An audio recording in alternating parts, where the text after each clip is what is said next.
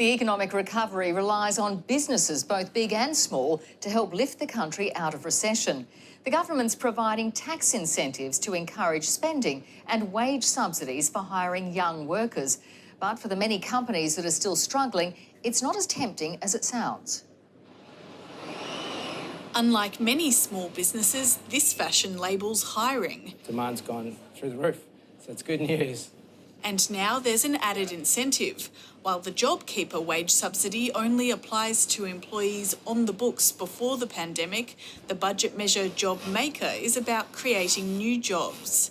If an employer hires someone aged 16 to 29, they'll get $200 a week from the government.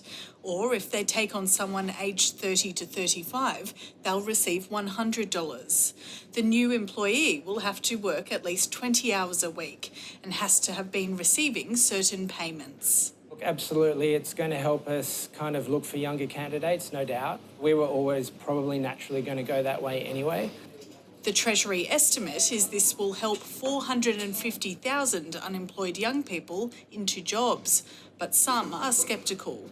Without an increase in demand for people to do more jobs, it's highly likely employers will use this scheme to actually replace existing workers who are perhaps older and more expensive. If you're only getting 20 hours a week, it's just not enough to live on. You can't pay your food and your rent. The government's also hoping that more than $30 billion in tax breaks for business will help the economy climb out of recession by spurring investment and hiring.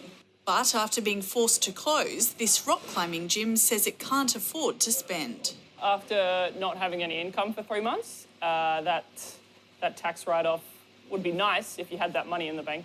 And even when Nomad does have the cash, it's more likely to save it in case there's another outbreak. Like many businesses, it will take a while to rebuild confidence. Stephanie Chalmers, ABC News.